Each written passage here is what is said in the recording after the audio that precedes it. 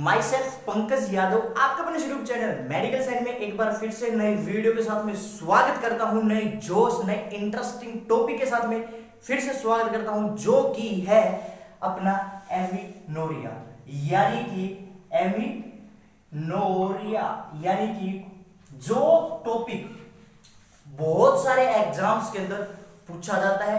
Plus में जो मैंने इसके अंदर आपको नॉर्मल फिजियोलॉजी बताई थी कि भाई यूट्राइन साइकिल, मेंस्ट्रुएशन साइकिल, जितना भी उसका पार्ट था वो मैंने प्रीवियस वीडियो के अंदर, प्लस में देन उसके बाद में और जो इसकी एबनॉर्मलिटी होती है यानी कि डिसमेनोरिया वगैरह होना, ओलिगोमेनोरिया, पॉलीमेनोरिया, हाइपोमेनोरिया, जितनी भी एबनॉर्मलिटी थी मैंने लास्ट वीडियो के अंदर आपको बताया था और समझाया था कि ये सारी चीजें क्या होती है, कैसे इसको अपन आइडेंटिफाई कर सकते हैं। क्वेश्चंस वहां से भी बहुत ज्यादा पूछे जाते हैं और यहां से भी बहुत ज्यादा पूछे जाते हैं। कहां से कैसे क्या क्या कंडीशंस होती है मैं आज आपको सब कुछ समझाऊंगा, पर आपको समझ भी आएगा, लेकिन सिर्फ शर्त एक है कि आप वीडियो को पूरी देखना और समझना कि चीजें कैसी चेंज होती है।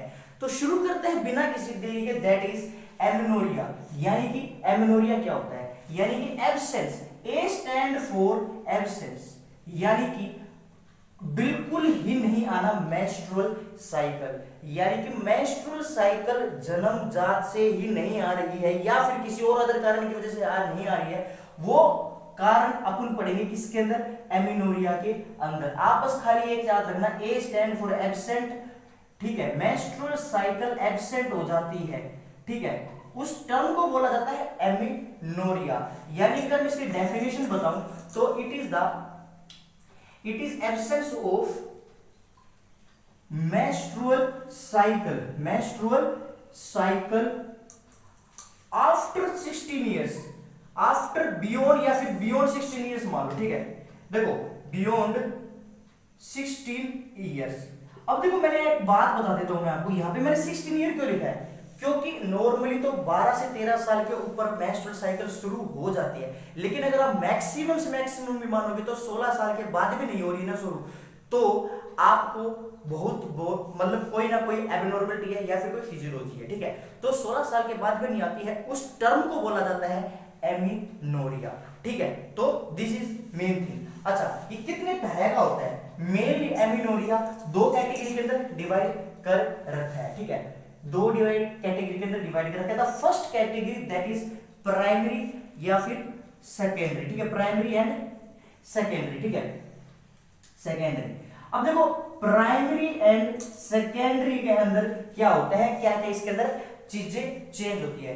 प्राइमरी के अंदर होता है जब अपने पास में जो गोनाड्स हैं, जो एबनॉर्मलिटी है, यानी कि क्रोमोसोमल एबनॉर्मलिटी है, most common cause of primary amenorrhoea, यानी कि सबसे बड़ा पहल प्राइमरी यानी कि शुरुआत से ही नहीं आ रही है, फर्स्ट टाइम एक बार बिल्कुल भी नहीं आई है, फर्स्ट एक बार भी नहीं आई है। और सेकेंडरी के अंदर क्या होता है कि कुछ टाइम तक आई, देन कोई एबनॉर्मलिटी हो गई है या फिर कोई फिजियोलॉजी के अंदर चेंज हो गया है, उसकी वजह से सेकेंडरी के अंदर पड़ेंगे, ठीक है।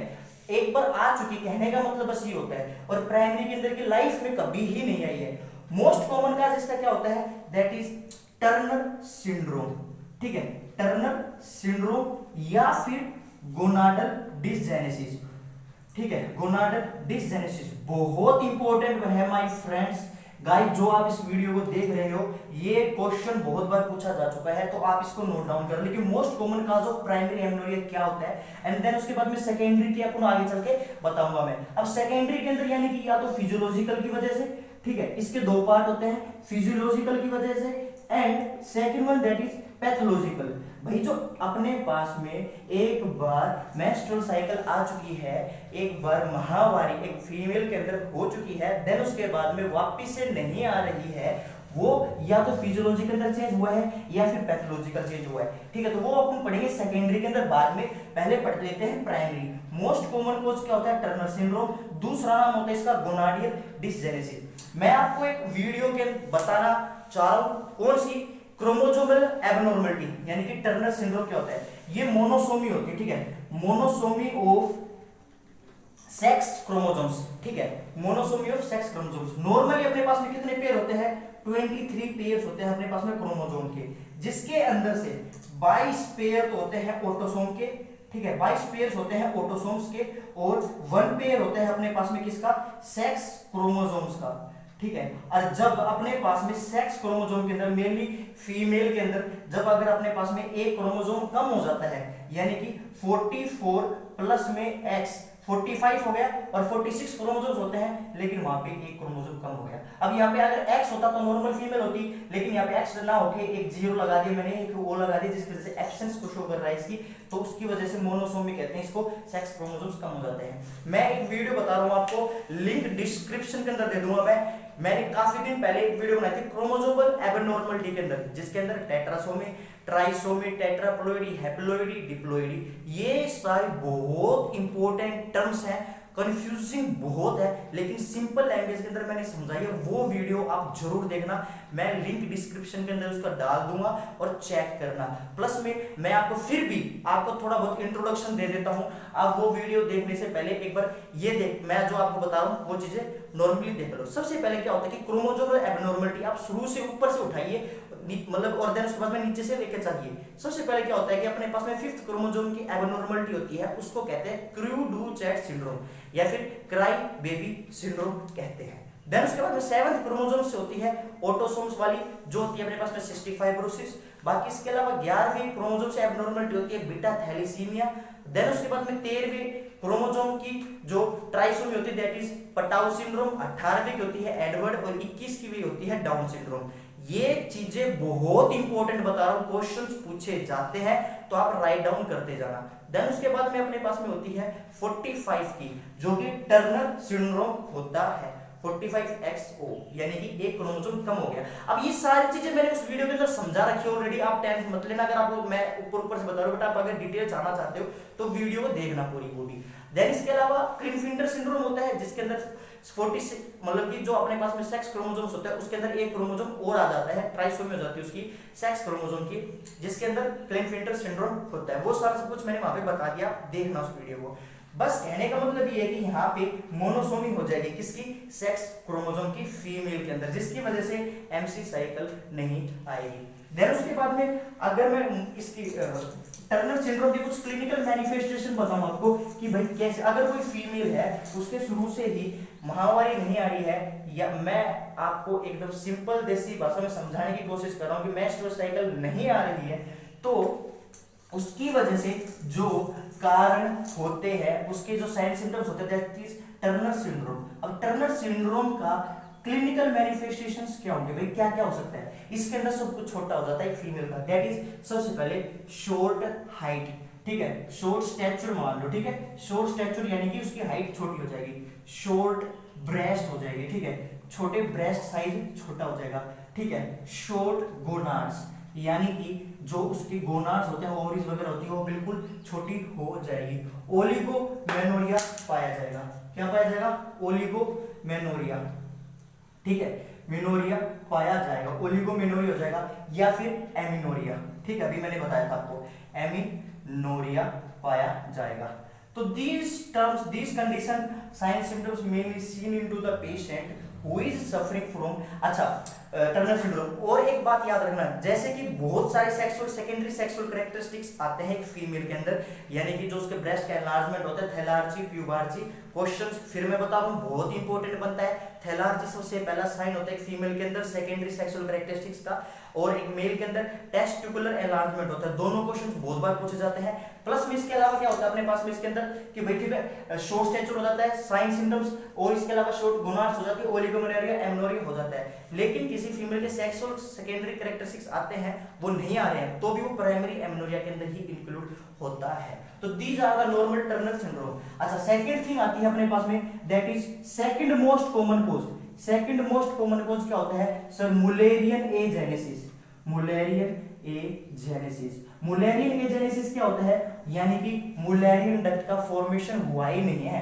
भाई मुलेरियन डक्ट क्या बनाती है? अपने यूट्रस का फॉर्मेशन करती है, ठीक है। यूट्रस का फॉर्मेशन मुलेरियन डक्ट के द्वारा होता है। इधर से एक मुलेरियन डक्ट आती है, इधर से एक मुलेरियन डक्ट आती है, और देन आपस में आके दोनों फ्यूज होती है, और देन उसके बाद में एक पूरा यूट्रस का फॉर्मेशन होता है, ठीक है। और तब उसके बाद में जाके पूरी की पूरी, जब यहाँ से मुलेरियन डक्ट नई ढंग से आई है, यहाँ से नहीं बनी है, जिसकी वजह से यूट्रस बनेगा नहीं, और जब यूट्रस नहीं बनेगा तो मेंस्ट्रुअल साइकिल कहाँ से आएगी, तो वही टर्म होती है मुलेरियन एजेनेसिस।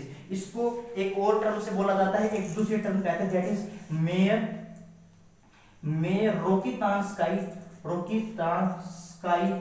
कोस्चर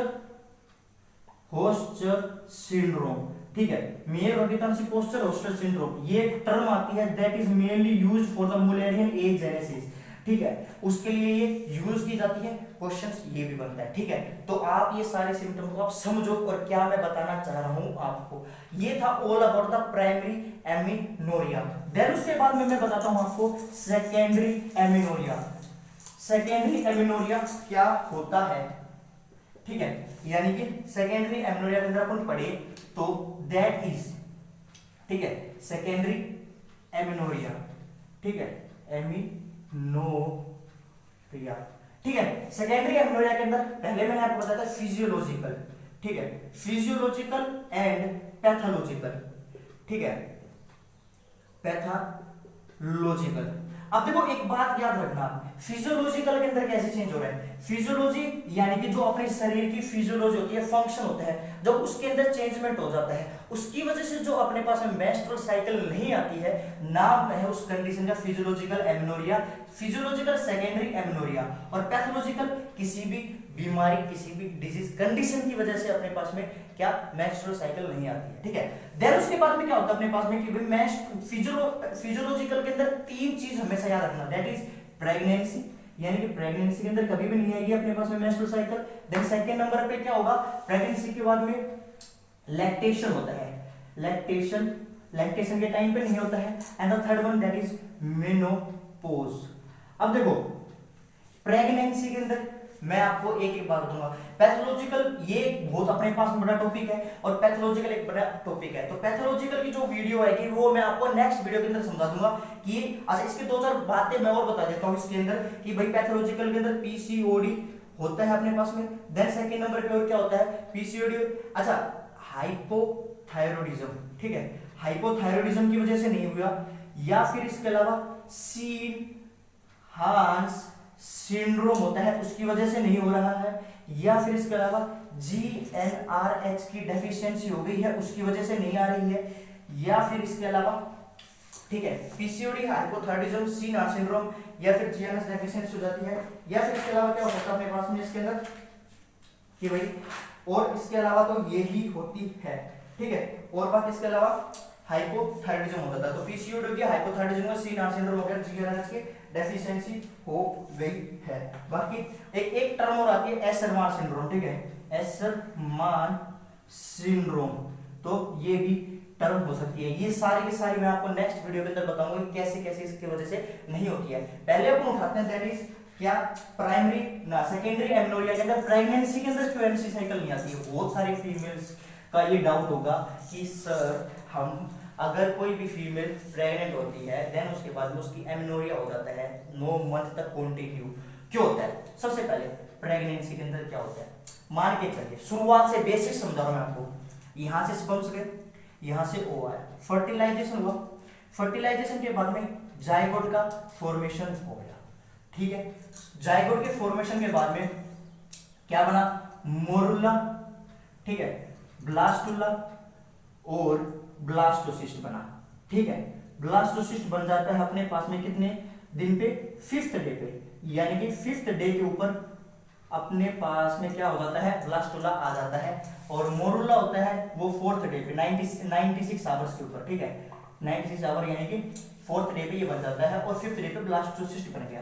अब ब्लास्टोसिस्ट से अगर डिवाइड होकर फर्दर डिवाइड होकर आगे जाके क्या होता है कि जो आउटर लेयर है इनर लेयर के अंदर चेंज हो जाती है, कौन सा, साइटोट्रोपोब्लास्ट, साइटोट्रोपोब्लास्ट और अपने पास में साइटोट्रोपोब्लास्ट, ठीक है, साइटोट्रोपोब्लास्ट। अब ये जो टर्म आती है ये साइटोट्रोपोब्लास्ट होता है, ये क्या करता है, एससीजी का फॉर्मेशन, ये 6 टू 7th डे पे होना शुरू होता है, डिवाइड हो जाता है, और ये सिनसाइटोप्लास्ट HCG का फॉर्मेशन करता है, ह्यूमन कोरियोनिक गोनाडोट्रोपिन हार्मोन, और ये HCG फिर क्या करता है, प्रेगनेंसी को मेंटेन करता है और प्लस में एमेनोरिया नहीं आने देता। तो this is the main reason where you don't have any kind of menstrual cycle in their pregnancy, यानी कि प्रेगनेंसी के अंदर मेंस्ट्रुअल साइकिल इस कारण की वजह से नहीं आती है। देन सेकंड नंबर पे लैक्टेशन के टाइम पे, यानी कि प्रेग्नेंट हो गई एक फीमेल, 9 महीने की उसकी डिलीवरी कंप्लीट हो चुकी है, एंड देन उसके बाद में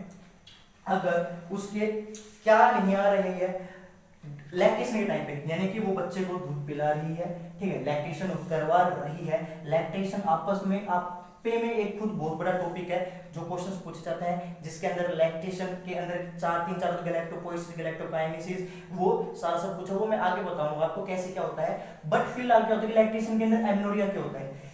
लैक्टेशन किसकी वजह से होता है, अपने पास में प्रोलैक्टिन नाम का एक हार्मोन होता है जो इंक्रीज हुआ रहता है ड्यूरिंग द लैक्टेशन, जिससे दूध बनता है। अब ये प्रोलैक्टिन क्या करता है, 3 काम कर देता है। फर्स्ट वन, GnRH की डेफिशिएंसी कर देता है, तो उसकी वजह से।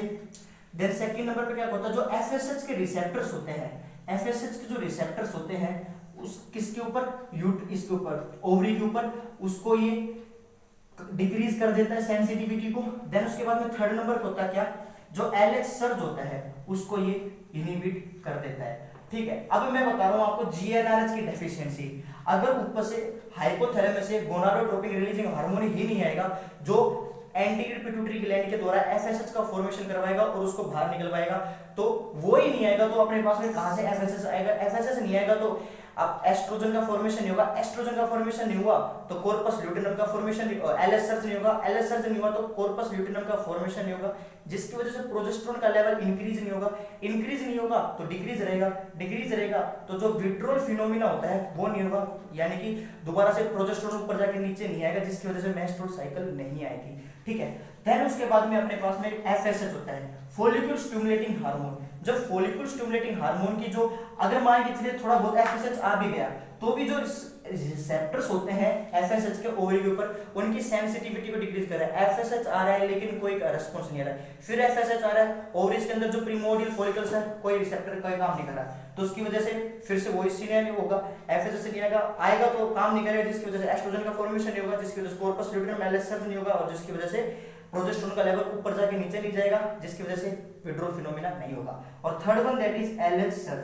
LH सर्ज नहीं होगा तो कॉर्पस ल्यूटेनम का फॉर्मेशन नहीं होगा, ऑब्वियस सी बात है आपको, और कॉर्पस ल्यूटेनम नहीं होगा तो प्रोजेस्टेरोन का लेवल हमेशा डिक्रीज रहेगा और दोबारा से इंक्रीज नहीं होगा और MC साइकिल नहीं आएगी। तो these are the 3 main factors regarding 6 महीने तक MC साइकिल नहीं आती है। अब आता है अपने पास में third one which is menopause, यानी कि मेनोपॉज यानी कि 48 से 50 साल के बाद में एक फीमेल के अंदर महावारी नहीं आ रही है, उसका मेन रीजन क्या होता है। ऑब्वियस ही बात है, जब रॉ मटेरियल रहेगा आपके पास में तभी तो आपके पास में आएगी। जब अपने पास में फीमेल के अंदर अगर जो ओवरीज के अंदर क्या होती है, प्राइमोर्डियल फॉलिकल्स होती है, वो प्राइमोर्डियल फॉलिकल्स जब खत्म हो जाती हैं तो उस टाइम के ऊपर कहाँ आएगा भाई, नहीं आएगा ना।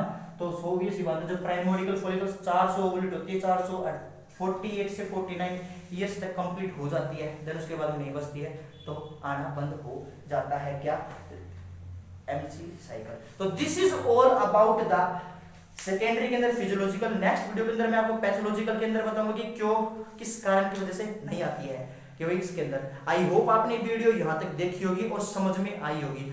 अगर ऐसा है तो एक लाइक जरूर करके जाना, और चैनल पर नहीं तो सब्सक्राइब करके जाना। चैनल आपका हर किसी एग्जाम में आपकी हेल्प हो। बाकी मेरे इंस्टा पे फॉलो कर सकते हो, वहां पे मैं एनक्लेक्स बेस्ड क्वेश्चन डेली डाल रहा हूं जो आपको बहुत सारे हेल्प करेगा। बाकी मिलते हैं अपनी नेक्स्ट वीडियो के अंदर। टिल देन सभी को नमस्कार।